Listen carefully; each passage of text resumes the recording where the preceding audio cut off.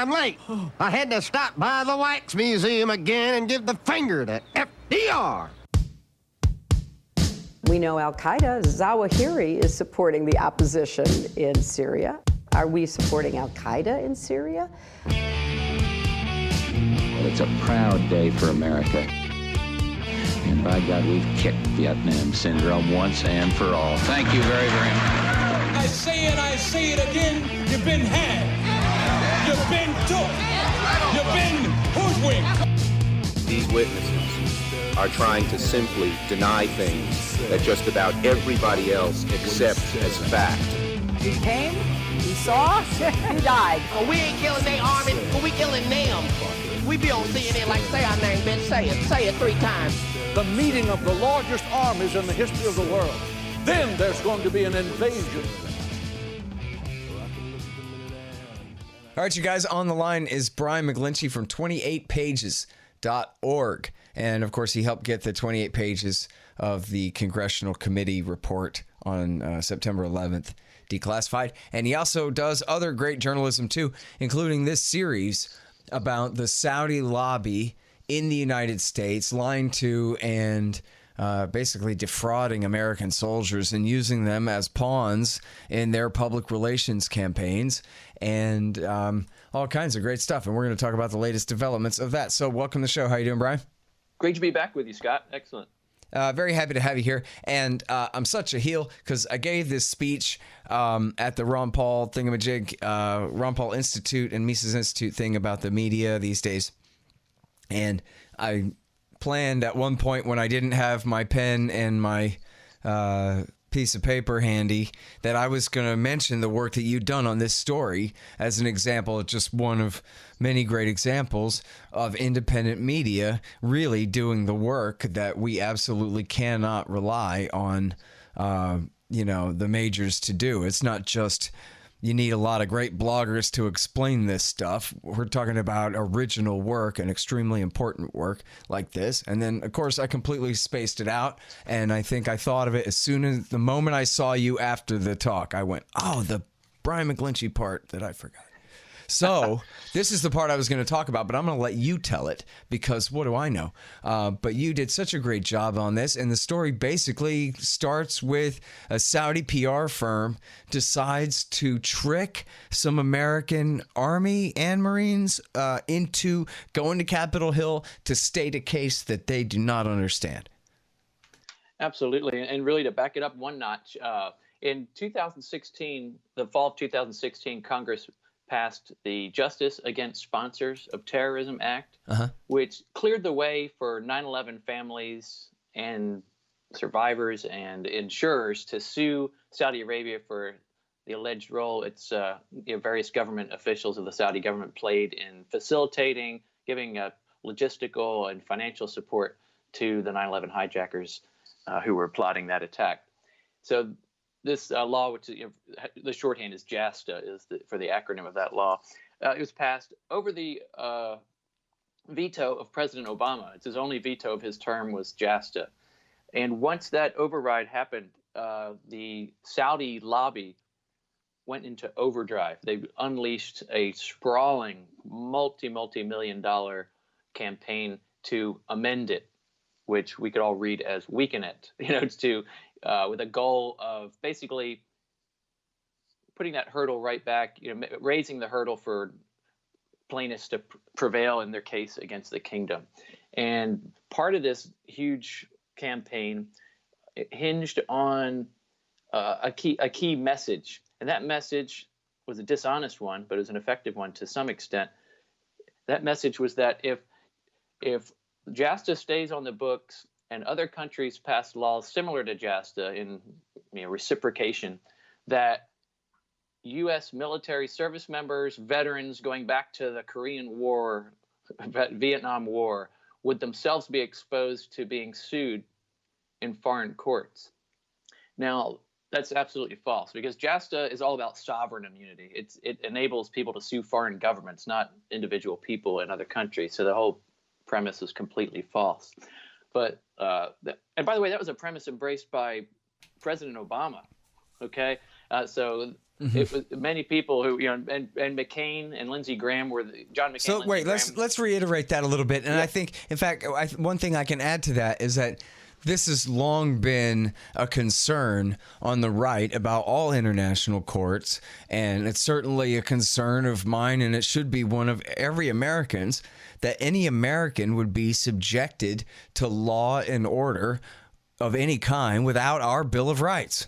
Hell, we already are deprived of it enough as it is. But the idea that Americans who obeyed their political masters' decisions in these wars would be hauled in front of The Hague or something like that is something that is probably, I think you and I know, pretty far outside the realm of possibility that some bureaucrats would dare to try to really do that to Americans in any context. I mean, the ICC is for, sub-Saharan African dictators, not people from the West. They're the ones who do the prosecutions and hold the trials. That's been the history of it and is obviously the form of it.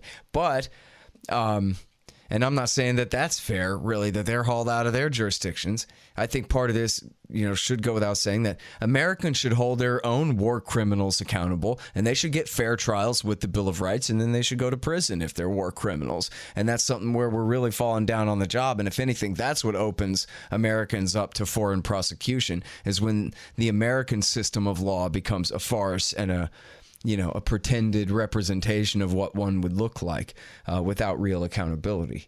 But, so anyway, I'm sorry, my point is that right-wingers have heard of this before, that at some point American soldiers could be hauled off to some kind of foreign court.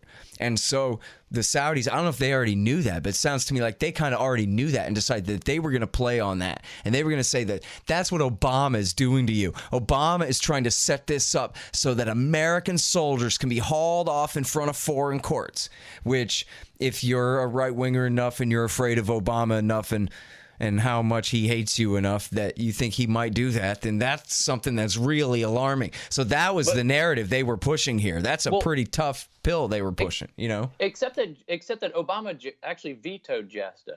So he's on the same side. Yeah, but what does that have to do with the narrative, But you're right. And, the Saudis didn't necessarily have to know about that dynamic because they've got John McCain, Lindsey Graham, and Corvus Communications. They're one of their flagship lobbying firms. I gotcha. To know about those dynamics. Exactly. So you're right. So really what you had when you look at JASTA, and it, again, passed an override of Obama's veto. What you had here is, on one side, a very sympathetic group of people, the 9/11 families, right? I mean, who in our society, do people have more sympathy for? Well, so the Saudi lobby responded by selecting their own group of sympathetic people to be on the opposite side of JASTA. Because as you know all too well, American veterans are highly, highly revered in our country now, and people go out of their way to make sure that nothing ill would happen to them like this. So yeah, it was a very savvy angle to play, and one that had some traction there for a little while. So as this campaign's launched, we first saw op-ed pieces popping up all around the country with identical paragraphs but different writers, ostensibly. Different veterans, a retired general, a retired JAG officer in the Denver Post, all these different articles and op-eds around the country opposing JASTA, warning about how it exposes veterans and so forth. And then we became aware that they were bringing veterans to Capitol Hill. And that's kind of when I started diving in, is after someone else kind of broke that news that they were, Daily Caller broke that they were bringing veterans to Capitol Hill. And there's a strong suspicion at that point that, do these veterans know what's going on or who's paying their way? And so that's when I dove deep for quite a many hour into Facebook, because a name came out in one of the early pieces of reporting of somebody who had stayed in the Trump International Hotel on the Saudi dime, and that person was on Facebook posting selfies and all this kind of stuff, pictures from their trip, and tagging other people who were on the trip. And so I was off and running in terms of looking at this universe of people who had attended. And then I picked out 4 or 5 people to try to reach out to ask and kind of hit the jackpot with a former Marine named David Castler who'd been on one of these trips.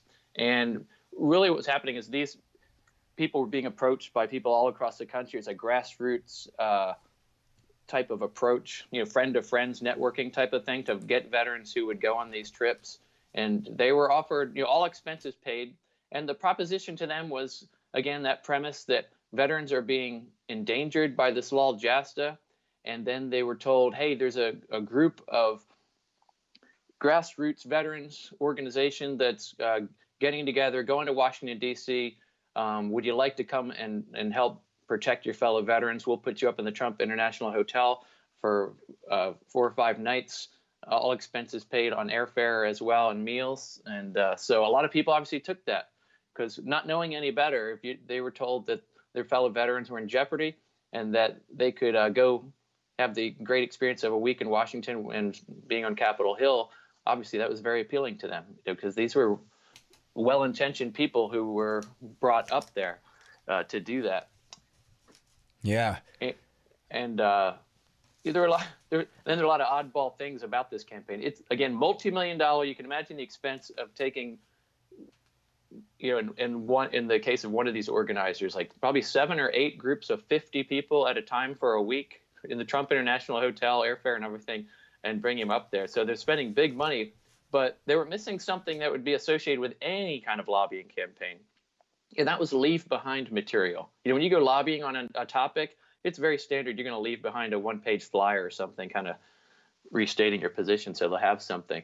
And the veterans were asking, hey, don't we have anything to give these people when we're lobbying these senators and members of Congress? And in one case, they told them, oh, we don't really have the budget for that. But then the more telling comment, they told another veteran, well, there's some legal requirements. Well, the legal requirements, if you hand over a piece of paper to a member of Congress or any informational type material in a lobbying campaign for a foreign government, you're required to put a disclosure paragraph on the bottom. Mm-hmm. So basically, they were not only fooling the veterans, they're also fooling the members of Congress and their staff that were on the receiving end of these lobbying visits, because they weren't told that this was a Saudi operation knocking on their door. They were actually encouraged to conceal it. They said, if anyone asks, just tell them that you're concerned veterans up here, about if anyone asks how you got here. Well, I wonder, did they tell you any stories about maybe staffers pulling them aside and saying, listen, this is BS, dude. I don't know who told you this, but that's not what this law does. And so you should go home or something like that, Yes, they did. I'm trying to, it might come to me. But yeah, one of the members of Congress, it was really pushed back hard, and it actually started to get into a kind of a vigorous discussion, they say, with this member of Congress, because they were not buying it. There was somebody who was a little closer to the issue. It was Jim Sensenbrenner. Mm-hmm. Yeah. Okay, I could see him being sort of combative. So he told them, no, you're wrong. That's not what the legislation says. And then they said, well, because that's what we've been told. And so then that turned into a big fight. And then only after they talked to you, they realized that, oh, wow, he was right, that we were really deceived here. Yeah, well, some of these veterans, the ones I talked to, they found out there. So they'd been on the Capitol Hill for 2 days or so, thinking they're doing a good thing. And then one of the ones I interviewed, at night, after a night of hard, these veterans are all having a good time in D.C. And after a night of hard partying, one of the guys who had been organizing the lobbying, who was in on it, who knew what was going on, that the Saudi Arabia government was paying for everything, kind of spilled the beans to me. He's like, who's paying for all this? And the guy said, dude, it's the kingdom. Right? Yeah, I think I remember you telling me that. Our veteran, was just, stunned and sickened. And he and his brother are Marines former Marines. They both enlisted after 9/11 because of 9/11. So imagine you were motivated to join the military and endure all they endured over there in Iraq to counter 9/11, and then you find out you were tricked into lobbying on behalf of the government that has been credibly linked to the attacks, and generally linked to supporting extremism and Al-Qaeda and so on. So they were pretty outraged, as you can imagine. Mm-hmm. And now, so have there been any consequences from this? Any Senator Sensenbrenner, for example, take this up as an issue that, like, hey, you can't lie to soldiers and they're coming to try to lie to me, pal, kind of thing like that, maybe? It's been hardly any response at all. The only person really who has spoken on it is Senator John Cornyn. They at least had to call the operation off after you exposed them, right? Yeah, and I don't. Or after they exposed themselves, I guess. Yeah, it's hard to say whether it was causation or correlation, but a few weeks later, there were no more lobbying visits on this. I don't know how long they planned to run that program. But, did you ever talk to anybody from the Corvus communications thing to explain themselves? I've attempted to. They don't even acknowledge inquiries. I mean, that goes even to larger. But they have communications right in the name of their company. Oh, I'm sorry. And and it goes beyond even just tricking these veterans. This is, I would have to imagine, is the most sprawling, multifaceted set of violations of the Foreign Agents Registration Act that has ever occurred in this country. Because you have not only these veterans being deceived. I should introduce you to Grant Smith. I'm sorry. Go ahead.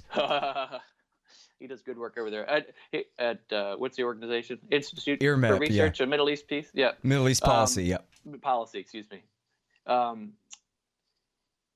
Where's I going with that? Oh yeah, the. Sorry for interrupting. I was just making a joke. I just talked to him a minute ago. You had materials that are again supposed to have the disclosure. They didn't give any material to members of Congress, but they gave it to the veterans as they were trying to recruit them to go on these trips. And I documented that they. Not only did they not include the disclosure, what happened was a form that was filed with the Department of Justice had the disclosure on it, but then a version was given to the soldiers, the veterans, that did not have this disclosure. So by all appearances, it looked like it was actually removed from the version given to them. So kind of and also had just scores of unregistered agents. Famously, we saw Paul Manafort being charged under the Foreign Agents Registration Act, which is very rare. But you could tell, obviously, that was just a means to an end. Here you've got probably dozens, because you have people all across the country recruiting these veterans who were not registered, people helping to run the lobbying campaign who were not registered. And so all this was, or much of it was presented to the Department of Justice in a very detailed 17-page names, dates, places, examples complaint filed with the Department of Justice by a group of 9/11 families. And the veterans I interviewed recently for this article, if listeners go to 20pages.org, it's DOJ fails to pursue allegations of Saudi lobbying misconduct. They've never even been contacted. I mean, this is all laid out for them, in my a series. You have dozens of articles that I've written on exposing this whole campaign. Yeah, what a great example of where the rule of law comes up against power in politics, and in this case, in favor of not just a foreign power, but a foreign power breaking the law, and a foreign power breaking the law exploiting American veterans, to lying to them to get them to lobby on their behalf. And then the Justice Department says, "Oh yeah, no, I don't see anything to see here." And what could we possibly? That's a whole dimension. We're used to Foreign Agents Registration Act or FARA violations being like a Manafort, a Washington heavy hitter who everybody knows is a Washington heavy hitter who's doing things for foreign governments. Just totally bizarre now that you've got a FARA violation that basically defrauded a bunch of individual U.S. citizens, in this case veterans, and tricked them into doing the work for a foreign government. Just a whole different type of sensational violation right there. Yeah. And you would think that would be of high interest to the mainstream media, right? I mean, you've got everything. Hey, maybe there's a new opportunity for you here with the recent savage torture and murder of this Khashoggi guy, Prince Turki's man, at the Washington Post. And so, it's a little bit more fashionable now for people to be honest about Saudi Arabia and America's relationship with them. Maybe you can bring this up because, after all, as you said, for good and for ill, American soldiers are sacred cows. And this is kind of, and they have the right to be really pissed off about this. So it seems like those who constantly champion the prerogatives of the soldiers ought to be willing to take this up on their behalf. Yeah, you would think. And as the Khashoggi thing broke, I did send out to various media outlets drawing to their attention to this because it became sort of a feeding frenzy there for about 10 days on the Saudi government and its influence operations. And actually, right before this call, I did get an email from David Farenthold of the Washington Post, who's been kind of pursuing the angle of Trump expenditures. Trump, I guess the receipt of conflict of interest questions, spending in his hotels and that kind of stuff. And so you had the Saudis there. And about 10 days ago, you did have the Washington Post for the first time actually acknowledge that this scandal happened. When I first broke this story, and it kind of gets back to what you were saying at the beginning about kind of going beyond blogging to journalism. When 20page.org started, it was to help bring about the declassification of those 28 pages on Saudi government links to the 9/11 attacks. And so for a long time, it was more like blog oriented and commentary. But then increasingly, I just became more of a journalist. And this was kind of like the real breakthrough was, again, I started to research this. I found all these guys on Facebook talking about what they were doing. All the leads were out there. I drew that to the attention of people in the media. They didn't act. So, I kind of stepped in there and said, well, I'll document it myself and do the reporting myself. I thought, though, once I lit the initial fuse of exposing that this had happened, that the major media would take it from there, but they hardly ever did. Yeah. You know what? I have no idea what the solution is, but here and there we see that there are avenues to advance our stories and our points of view into the higher level narrative that's passed down from power, and to get that stuff out of the mix. But we really need a new algorithm or something for figuring out on some of these where it's just intolerable that this is going to go away without ever even having its chance in the news cycle at all. Right. This is a big one, man. This belongs as part of the American public discussion. Right. In the consciousness of knowing this happened, this kind of stuff can happen. Now there was one I did in one case get follow-on coverage that was impactful. One of these veterans was tricked by not just anybody, but a lady who was working for the Saudi government who was also a state official in Iowa. And the Associated Press did pick up on that, and that did actually lead to her public humiliation and to laws being passed in Iowa prohibiting state officials from working for foreign government. So that was one case where there actually was something. Because as part of the role I'm trying to do is, obviously 20pages.org is not a money-making operation. I try to break these stories and serve them up on a platter with documentation and hyperlinks so that journalists behind me can just kind of come from behind and pick up and run with the story. But it doesn't always happen. Yeah, well, I've learned in the past few weeks traveling around and giving some more speeches, I guess, in the last year or so, traveling around and giving speeches, that there are strangers out there, people I've never met or heard of, who listen to this show and take it to heart. And so, who knows? Maybe one of them will do something about this in a way that will make that difference. Because, and after all, you got these guys who are willing to go on the record talking to you about what happened. So apparently they're semi-available, possibly, for other journalists who want to develop the story further, assuming they give credit to my man here, Yeah, they're definitely available and eager because they're frustrated. The whole year, more than a year has gone by now after being fully exposed and documented, and their government hasn't lifted a finger to look at it. Isn't that funny, man, to think about someone who's a congressman asking their staffer, like, wait, what do we think about this? Oh, we're not allowed to touch it? Oh, okay. You know what I mean? What kind of human beings are these anyway? Yeah, and it's the another story at 20pages.org, I think it was in August, getting to that whole we can't touch this, was the former FBI agent who was told not to cooperate with attorneys for 9/11 families because the Trump White House was trying to have a good relationship with the Saudi government. This is the Department of Justice, the FBI's Office of General Counsel, telling an FBI agent that for reasons that have nothing to do with justice in this Department of Justice, you should tell the 9/11 families to take a hike. Now, he obviously, after wrestling with his conscience, he decided to defy that guidance. But it gets back to the systemic bias in favor of preserving that Saudi relationship at all costs, even and at the expense of U.S. citizens. Yeah. I mean, and at the expense of 9/11 widows and stuff. I mean, my exactly. God. And veterans. Yeah, all these sympathetic people. And I like your picture of Kenneth Williams in your story here. People might remember Kenneth Williams famously was the FBI agent in Arizona who was trying to warn about suspicious Arabs in flight schools and trying to get authority to follow up further on his and this and that.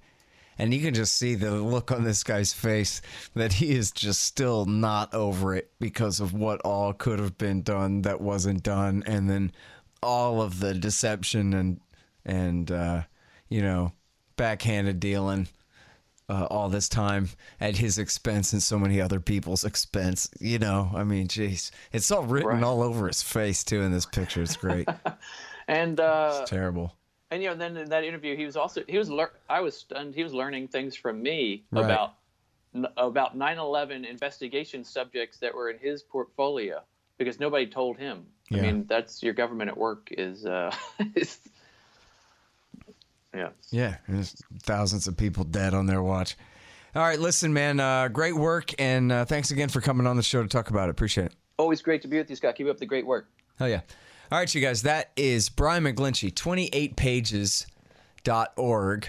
And this one is called DOJ Fails to Pursue Allegations of Saudi Lobbying Misconduct, which is just a polite headline way to say it. But go and read this thing. It's really worth your time. Check it out, 28pages.org. All right, y'all, thanks. Find me at libertarianinstitute.org, at scotthorton.org, antiwar.com, and reddit.com/Scott Horton Show. Oh, yeah, and read my book, Fool's Errand, Time to End the War in Afghanistan, at foolserrand.us.